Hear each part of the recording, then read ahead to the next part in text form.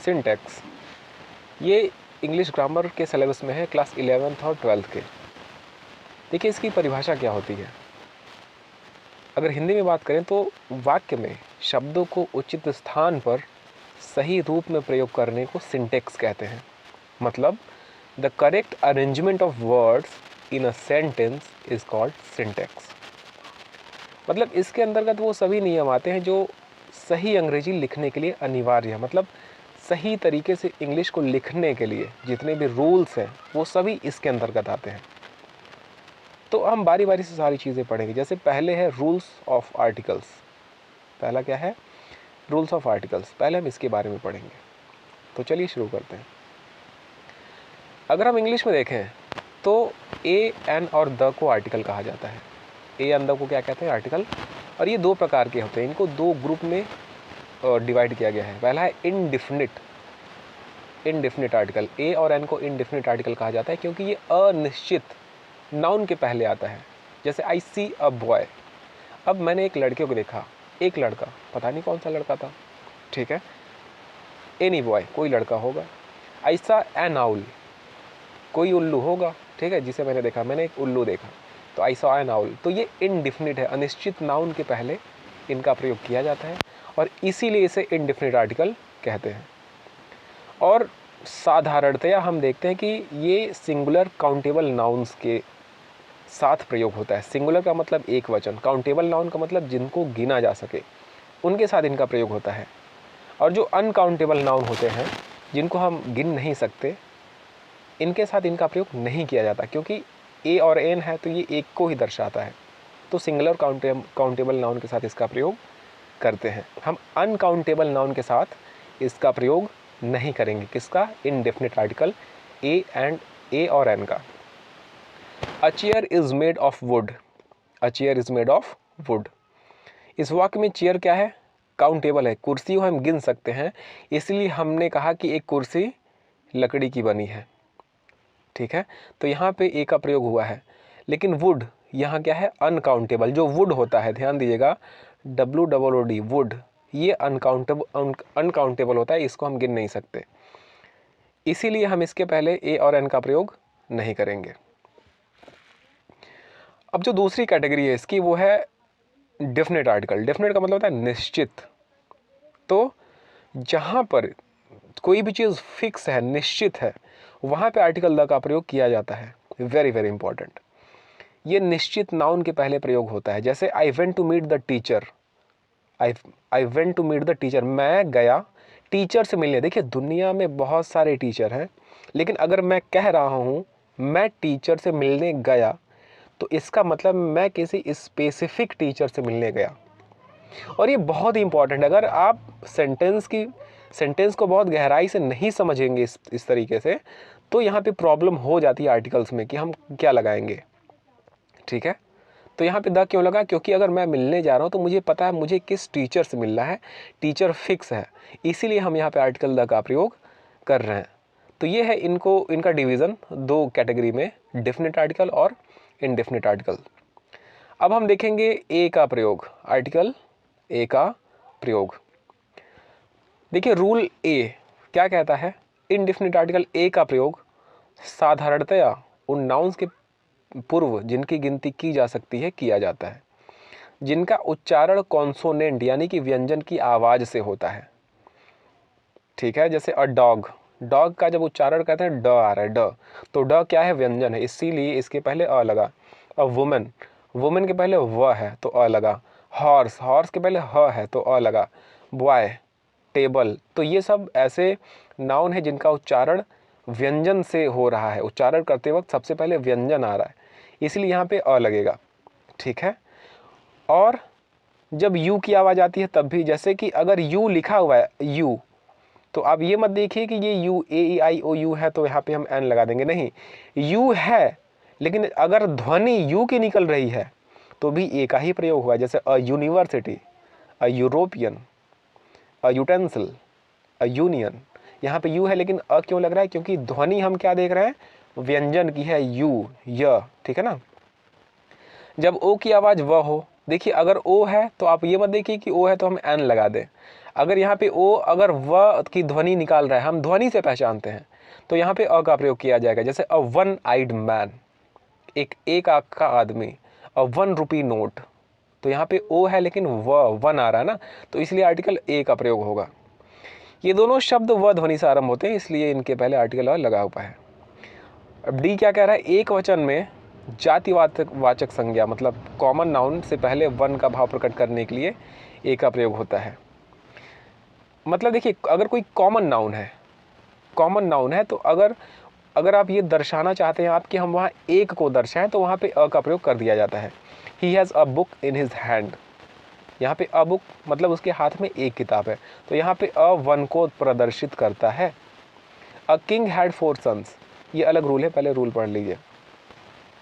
Rule क्या कहता है, ई एक वचन में जातिवाचक संज्ञा के पूर्व एनी का भाव प्रकट करने के लिए अ का प्रयोग, मतलब एनी कोई, अगर आप कोई का भाव, जैसे कोई लड़का था, कोई राजा था, तो इस भाव को प्रकट करने के लिए भी अ का प्रयोग किया जाता है। जैसे अ किंग हैड 4 सन्स, एक राजा के 4 बेटे थे।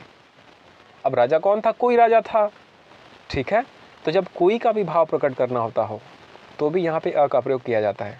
अ किंग हैड 4 सन्स, एक राजा के 4 बेटे थे, कोई राजा था उसके 4 बेटे थे। एफ क्या कहता है कि ए से द सेम का भाव भी प्रकट होता है। एक से मतलब द सेम मतलब समान। जैसे एक मुहावरा है, birds of a feather flock together, इसका मतलब होता है कि एक जैसे लोग एक ही साथ रहते हैं। तो अ यहाँ पे क्या दर्शा रहा है, समान का भाव। Birds of a feather flock together एक मुहावरा है जिसका मतलब होता है कि एक तरीके के लोग, एक समान बुद्धि वाले लोग एक साथ रहते हैं। तो यहाँ पे अगर समान भाव प्रकट करना है तो भी आर्टिकल ए का प्रयोग किया जाता है।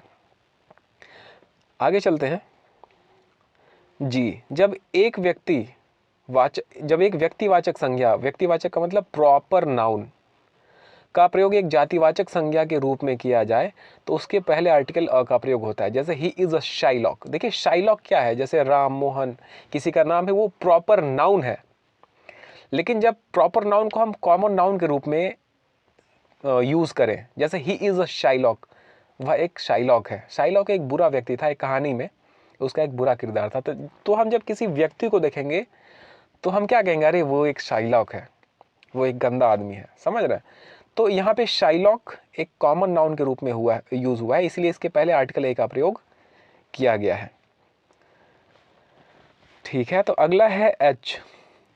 ए का प्रयोग पर के रूप में, प्रति के रूप में भी किया जाता है। जैसे ही earns ₹3000 a month, a month का मतलब पर मंथ, वो प्रति महीने 3000 रुपये कमाता। ही अर्न्स ₹3000 अ मंथ, तो यहाँ पे ए क्या है, पर मंथ, प्रत्येक महीने। तो यहाँ इस तरीके से ए का प्रयोग किया जाता है।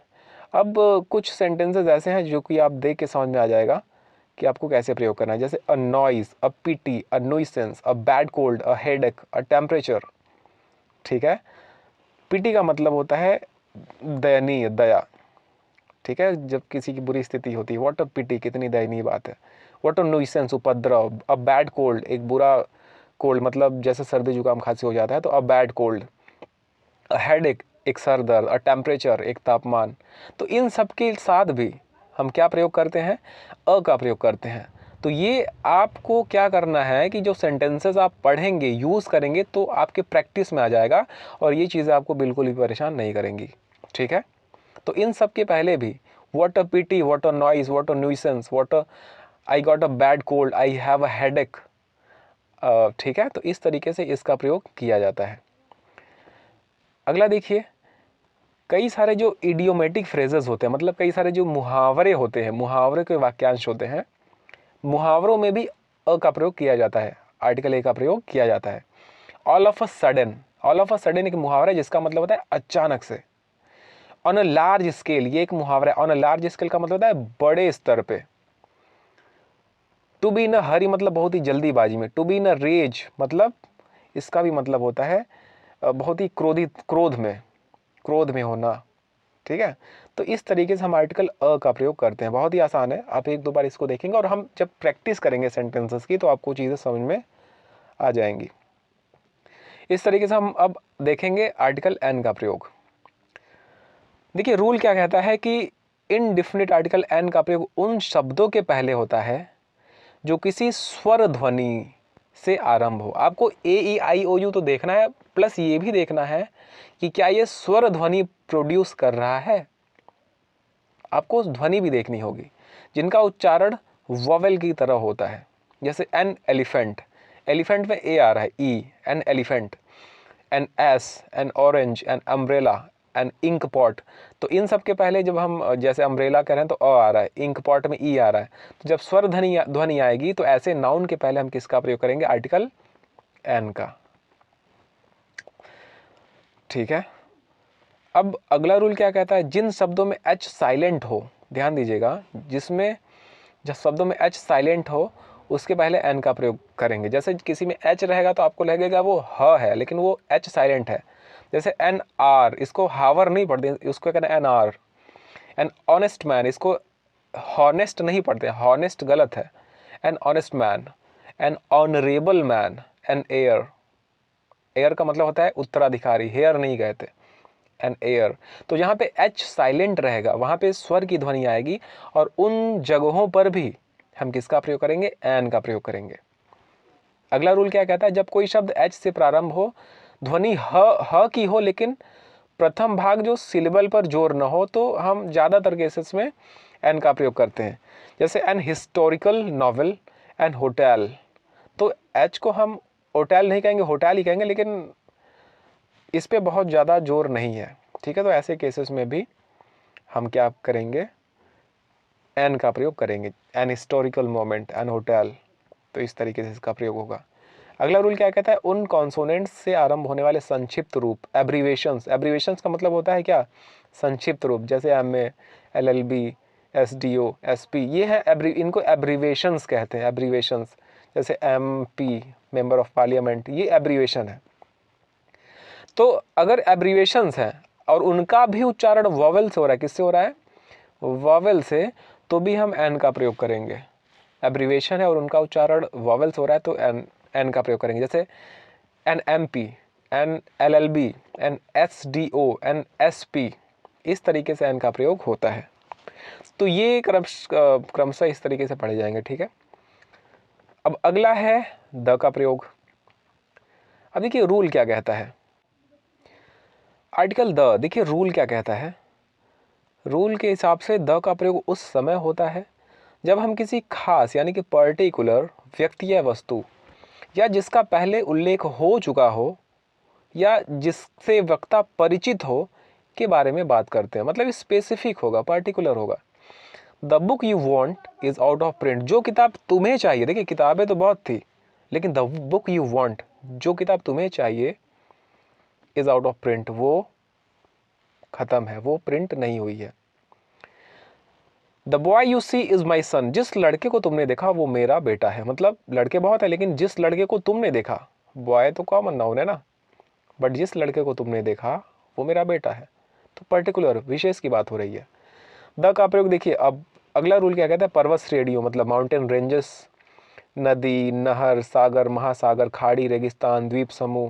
द्वीप समूह का मतलब होता है ग्रुप ऑफ आइलैंड्स, और प्रसिद्ध इमारतों के नाम के पहले होता है। जैसे कि आप एग्जाम्पल देखेंगे तो समझ में आएगा।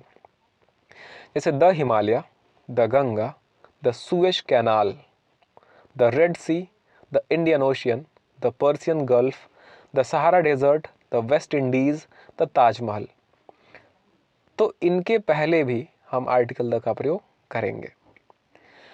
लेकिन यहाँ पे एक नोट है कि पर्वत शिखरों, जो अगर इंडिविजुअल पीक्स हैं तो उनके पहले आर्टिकल द का प्रयोग नहीं होता। जैसे माउंट एवरेस्ट है, माउंट आबू है, इनके पहले उसका प्रयोग नहीं होगा। देखिए जियोग्राफी में आप ये पढ़ेंगे कि पर्वत श्रृंखला और पर्वत चोटी में अंतर क्या होता है। पर्वत श्रृंखलाएं पर्वतों की एक श्रेणी होती है, ऐसे ऐसे ढेर सारे पर्वत होंगे। ठीक है। और एक चोटी अलग है, ये अलग ही एक चोटी, तो अगर ये कुछ खास है तो उसको अलग नाम देंगे, जैसे माउंट एवरेस्ट इसको नाम दे दिए। तो ये जब पूरे पर्वत श्रृंखला, जैसे ये पूरी हिमालय है, तो इसके पहले तो आर्टिकल द का प्रयोग करेंगे। लेकिन किसी खास श्रेणी, किसी खास चोटी के बारे में बात करेंगे भैया, तो उस समय आर्टिकल द नहीं लगाएंगे।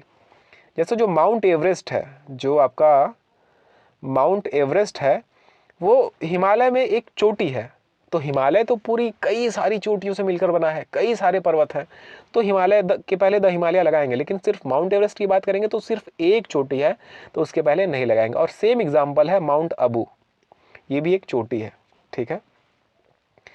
पर्वत शिखरों, जो अगर एक चोटी है इंडिविजुअल अलग है तो उसके साथ प्रयोग नहीं करेंगे।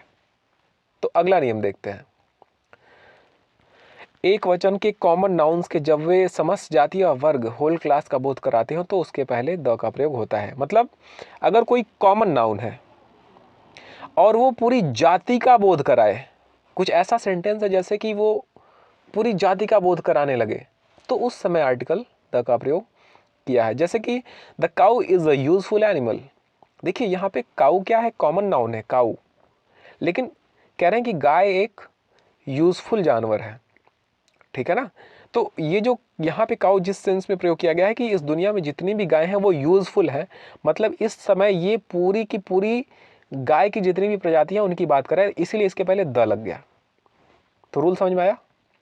रूल क्या कह रहा है कि एक वचन के कॉमन नाउन, मतलब अगर कॉमन नाउन एक वचन में यूज हुआ है और वो समस्त जाति का बोध करा रहा है तो उसके पहले आर्टिकल द लगाएंगे। The cow is a useful animal, the dog is a faithful animal. जो डॉग है ना वो बड़ा ही विश्वसनीय प्राणी है, बड़ा ही विश्वसनीय जानवर है।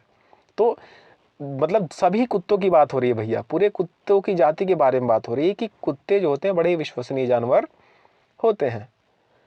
अगला नियम देखते हैं। धार्मिक पुस्तकों के नाम के लिए द का प्रयोग होता है, जैसे the Ramayana, the Gita, the Quran, the Bible. लेकिन जब पुस्तक के पहले कवि या लेखक का नाम दिया हो तो द का प्रयोग नहीं करेंगे। जैसे Valmiki's Ramayana, Vyasa's Mahabharata, Shakespeare's Julius Caesar. मतलब जो धार्मिक पुस्तक है उसके पहले तो आप प्रयोग करिएगा, लेकिन अगर उसके पहले लेखक का नाम आ गया तो आर्टिकल द का प्रयोग नहीं करना है। जैसे वाल्मीकि का रामायण, ठीक है। तो इस तरीके से अब इसके पहले आर्टिकल द का प्रयोग नहीं होगा। बात क्लियर है। बुक अकेले दिया गया है धार्मिक पुस्तक तो द का प्रयोग होगा, लेकिन अगर उनके लेखक के साथ नाम उनका दिया है वाल्मीकि रामायण तो उसके साथ द का प्रयोग नहीं होगा। ये इंपॉर्टेंट है, इसको समझ लीजिएगा। अगला जो रूल है वो क्या कहता है कि यदि दिशा के पहले कोई प्रीपोजिशन हो तो उसके पहले द का प्रयोग होता है, अन्यथा नहीं होगा। प्रीपोजिशन हम अभी सिंटेक्स में आगे है पढ़ेंगे, फिलहाल आप इसको समझ लीजिए कि अगर कोई प्रीपोजिशन दे रहा है, जैसे यहाँ पे फ्रॉम क्या है, प्रीपोजिशन, तो he is coming from the south, क्या दिया है, he is coming from the south. देखिए फ्रॉम अगर है ये प्रीपोजिशन है तो इसके बाद द लगाइएगा। माई हाउस फेसेस ईस्ट, यहाँ पे द क्यों नहीं लगा, क्योंकि माई हाउस क्या है, सब्जेक्ट, फेसेस मतलब है, देखिए SES फॉर्म में ये है वर्ब, और यहाँ पे कोई प्रीपोजिशन नहीं है, इसीलिए यहाँ पे आर्टिकल द का प्रयोग नहीं होगा। तो यहाँ पे फ्रॉम था प्रीपोजिशन, इसलिए आर्टिकल द लगा। और यहाँ पे इस सेंटेंस में माई हाउस फेसेस ईस्ट में माई हाउस सब्जेक्ट है, फेसेस वर्ब, और ये इसीलिए प्रीपोजिशन नहीं, तो द नहीं लगाएंगे। तो रूल क्या कहता है कि यदि दिशा के नाम से पहले कोई प्रीपोजिशन हो तो उसके पहले द का प्रयोग होगा, अन्यथा नहीं होगा। और इसका मतलब भी समझ लीजिए कि अगर द ईस्ट कह रहे हैं, ईस्ट का मतलब पूरब, लेकिन द ईस्ट का मतलब पूर्वी देश। जैसे पुअर का मतलब गरीब, लेकिन द पुअर का मतलब गरीब लोग, ठीक है। तो यही अंतर है कि ईस्ट का मतलब पूरब, द ईस्ट का मतलब पूर्वी देश, वेस्ट का मतलब पश्चिम, द वेस्ट का मतलब पश्चिमी देश। तो इस तरीके से आर्टिकल लगाने के बाद मतलब थोड़ा बदल जाता है। आगे नियम पे चलते हैं। जब प्रॉपर नाउन के पहले कोई एडजेक्टिव हो, क्या हो, एडजेक्टिव, विशेषण, कब, प्रॉपर नाउन, तो द का प्रयोग होगा। इंपॉर्टेंट, पहली बात प्रॉपर नाउन होगा और उसके पहले एडजेक्टिव होगा तो आर्टिकल द का प्रयोग होगा। द ग्रेट शेक्सपियर, देखिए शेक्सपियर एक प्रॉपर नाउन है, किसी का नाम है भाई, प्रॉपर नाउन। ग्रेट लगा दिया, ग्रेट कोई अगर महान है तो उसकी विशेषता है, अब यहाँ पे द लाना पड़ेगा, द ग्रेट शेक्सपियर, ठीक है। गांधी एक प्रॉपर नाउन था, लेकिन इमॉर्टल मतलब जानते हैं, अमर, तो अमर एक विशेषता, अगर कोई अमर है तो उसकी विशेषता है। तो अब प्रॉपर नाउन के पहले विशेषण आया तो विशेषण के उसके पहले आर्टिकल द लगाना पड़ेगा, द इमॉर्टल गांधी। समझ रहे हैं ये रूल कि प्रॉपर नाउन के पहले अगर एडजेक्टिव है तो आर्टिकल द लगाइएगा। क्लियर है। अगला बहुत ही ईजी सा रूल है, समाचार पत्रों के नाम के पहले, जैसे the Hindustan times, the times of India. अगला रूल क्या कहता है, जहाज, वायुयान तथा ट्रेनों के नाम के पहले, जैसे the victory, the Taj express, इनके पहले भी लगेगा। ये सब छोटे छोटे रूल्स हैं, इसको बस आप एक बार देखते चलिए। कुछ प्रांत, सभी नहीं, कुछ प्रांत, देश तथा भौगोलिक नामों के पहले द का प्रयोग होता है। जैसे द पंजाब, द उत्तर प्रदेश नहीं कहते, आप उत्तर प्रदेश कहते हैं, बिहार कहते हैं, तमिलनाडु कहते हैं, लेकिन पंजाब के नाम के पहले क्या लगता है, द लगता है। वो खास स्पेशल है। The land of 5 reverse, the Deccan, पूरे दक्कन के, जो दक्कन है, दक्कन का पठार, तो दक्कन के, डेक्कन के नाम के पहले भी द लगता है। तो कुछ प्रांत, देश तथा भौगोलिक नामों के पहले, the United states of America, तो अमेरिका एक ऐसा देश है जिसके पहले द लगता है, the United states, the you, ठीक है। तो इस तरीके से कुछ प्रांत, देश और भौगोलिक नामों के पहले द का प्रयोग होता है। आपको बस यही देखना है कि जब भी ऐसे सेंटेंसेस आए तो आप ये सीख लीजिए कि किन देशों के नाम के पहले यूज़ हुआ है, किन देशों के नाम के पहले यूज़ नहीं हो रहा है। बेसिकली आपको ये देखना है कि किसके पहले हो रहा है। ठीक है, आगे चलते हैं। कुछ वस्तुओं से पहले जो केवल एक ही होते हैं, the sun, the moon, the earth, the sky, the equator, ये केवल एक ही है, तो इनके नाम के पहले यूज़ होता है। ठीक है, इक्वेटर का मतलब जानते हैं, भूमध्य रेखा, जो हमारी पृथ्वी होती है, जो ये बीच से जो रेखा जाती है यहाँ से, जो पृथ्वी को 2 बराबर हिस्सों में विभाजित करे, ठीक है, ये इमेजिनरी होती है, इसी को इक्वेटर कहते हैं। ठीक है, 0 डिग्री इसको कहते हैं। ऊपर जाएंगे तो उत्तर और नीचे जाएंगे तो दक्षिण, भूगोल में पढ़ेंगे। तो हाँ, ये इक्वेटर भी एक ही है, तो इसीलिए जो चीज़ें एक हैं उसके नाम के पहले क्या लगेगा, द लगेगा। अगला रूल क्या है, एडजेक्टिव के पहले द का प्रयोग होता है और उस एडजेक्टिव के बाद कोई नाउन नहीं लगाया जाता। ऐसे अवसर पर एडजेक्टिव नाउन ऑफ मल्टीपल्स का काम करता है, विशेषण का नहीं। ये तो आसान सी बात है, जैसे हमने आपको बताया था कि अगर रिच का मतलब क्या है, अमीर, रिच का मतलब अमीर। अगर कोई अमीर है तो ये क्या है, उसकी विशेषता है। लेकिन अगर इसके पहले द लगा दिया ना, तो ये अब पूरा अमीर लोगों की बात कर रहा है। बात समझ रहे हैं। तो अगर कोई एडजेक्टिव है, उसके पहले द लगा दिया तो उसका मतलब बदल जाता है, तो वो समूहवाचक संज्ञा की तरह काम करने लगता है, कलेक्टिव नाउन की तरह। जैसे पुअर है, पुअर का मतलब गरीब, अगर कोई गरीब है तो वो उसकी विशेषता है, तो यहाँ लगा दिए द, तो गरीब लोग हो गया, तो ये समूहवाचक संज्ञा की तरह काम करने लगता है, कलेक्टिव नाउन। अब अगला रूल क्या है कि सुपरलेटिव डिग्री के एडजेक्टिव तथा ऑर्डिनल्स, अर्थात फर्स्ट, सेकेंड, थर्ड, इनको ऑर्डिनल्स कहते हैं, इसके पहले द लगता है। सुपरलेटिव डिग्री के एडजेक्टिव्स तथा ऑर्डिनल्स के साथ द लगेगा। Superlative degree, degree of comparison, ठीक है, आपने पढ़ा होगा। ठीक है, तो उसमें या फिर हम आगे पढ़ेंगे अभी एडजेक्टिव में, तो इनके पहले भी आर्टिकल द का प्रयोग होगा। जैसे he is the best player of the team, वो टीम का सबसे अच्छा प्लेयर है। See it on the first page of the book, the first के पहले द लगा। द डार्केस्ट, डार्क एडजेक्टिव है तो सुपरलेटिव डार्केस्ट होता है, तो the darkest cloud had a silver lining, जो सबसे गहरे बादल है ना, उनमें एक सिल्वर लाइनिंग होती है। ठीक है, अगला है कंपैरेटिव डिग्री में एडवर्ब की भांति प्रयोग होने पर द का प्रयोग होता है। अगर कंपैरेटिव डिग्री है और वो एडवर्ब की भांति प्रयोग हुआ है तो उसमें आर्टिकल द का प्रयोग होगा। जैसे द सूनर, द बेटर। देखिए, सूनर और बेटर ये क्या है,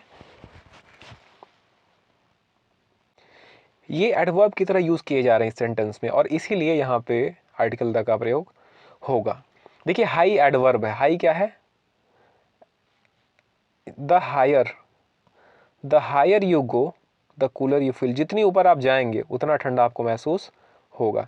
तो यहाँ भी ये एडवर्ब की भांति यूज हुआ है और इसलिए यहाँ पे आर्टिकल द का प्रयोग होगा। आगे कहते हैं कि ऐसे प्रॉपर नाउन के पहले जिनका प्रयोग कॉमन नाउन की भांति हो, द का प्रयोग करते हैं। जैसे Kalidas is the Shakespeare of India, Kalidas is the Shakespeare of India. Kashmir is the Switzerland of India. अब यहाँ पे क्या है कि भैया जो प्रॉपर नाउन है उनका प्रयोग कॉमन नाउन की भांति हो रहा है, इसीलिए यहाँ पे आर्टिकल द का प्रयोग हुआ है। अगला रूल है कि देशों के नाम की पूर्व द का प्रयोग होने से वहाँ के व्यक्तियों का बोध होता है। अगर आप किसी देश के नाम के पहले द लगा देते हैं तो वहाँ के व्यक्तियों का बोध होने लगता है। जैसे द इंग्लिश, इसका मतलब होता है इंग्लिश पीपल, और इंग्लिश मतलब इंग्लिश लैंग्वेज। द फ्रेंच का मतलब द फ्रेंच मतलब द पीपल ऑफ फ्रांस, फ्रांसीसी लोग, लेकिन फ्रेंच क्या है, एक भाषा है, the language of France. The Greek का मतलब ग्रीक के लोग, यूनानी लोग, लेकिन ग्रीक क्या है, ग्रीक की भाषा है। तो अगर हम किसी देश के नाम के पूर्व द का प्रयोग करते हैं तो वहाँ के व्यक्तियों का बोध होता है, तथा प्रयोग न होने से उस देश की भाषा का बोध होता है। अगला है ऑल तथा बोथ के पश्चात प्रायः द का प्रयोग होता है। छोटे से रूल्स हैं, इसको देख लीजिए। ऑल तथा बोथ के बाद द का प्रयोग होता है। ऑल द मेन केम, सभी आदमी आए। बोथ द फ्रेंड्स व देयर, मतलब ऑल है और अगर द है ना, तो बस आपको इतनी सी बात याद रखनी है कि इसके पहले आपको द का प्रयोग करना है। और प्रायः, ऐसा नहीं कि हर वक्त, यहाँ पे लिखा गया प्रायः, अक्सर, ठीक है। अब कह रहे हैं कि अगला जो रूल है वो कह रहे हैं कि कुछ मुख्य ऐतिहासिक घटनाओं के पहले द का प्रयोग होता है। कुछ ऐसी ऐतिहासिक घटनाएं हो जाती हैं जो बहुत ही खास होती हैं, उनके पहले द का प्रयोग होता है। जैसे द फ्रेंच रेवोल्यूशन, फ्रांसीसी क्रांति। रेवोल्यूशन का मतलब होता है क्रांति। द सेकेंड वर्ल्ड वॉर, द्वितीय विश्व युद्ध, ये सब मुख्य ऐतिहासिक घटनाएं। The independence day, independence day का मतलब आज़ादी का दिन, ठीक है। इस तरीके से हमने देखा कि आर्टिकल ए, एन और द का प्रयोग कहाँ कहाँ होता है। आप इसको देखिए, समझिए ध्यान से। और अगर हम ये जो द ओमिशन ऑफ आर्टिकल हम पढ़ेंगे अगले वीडियो में, क्योंकि अब ये वीडियो काफ़ी लंबी हो जा रही है, तो अगर इसको पढ़ेंगे तो ये बहुत ही बड़ा वीडियो हो जाएगा। तो हम ये अगले वीडियो बना देंगे और इसके बाद ये पूरा पढ़ने के बाद हम लोग प्रैक्टिस करेंगे, तो ये सारी चीज़ें क्लियर होंगी। हम ऐसे एक बार पढ़ेंगे तो ऐसे हो सकता है चीज़ें उतनी क्लियर ना हो, लेकिन जब क्वेश्चन सॉल्व करेंगे तो उसमें जाके स्पष्ट होगा ये सारे रूल्स, ठीक है। तो मिलते हैं अगले वीडियो में। Thank you for watching.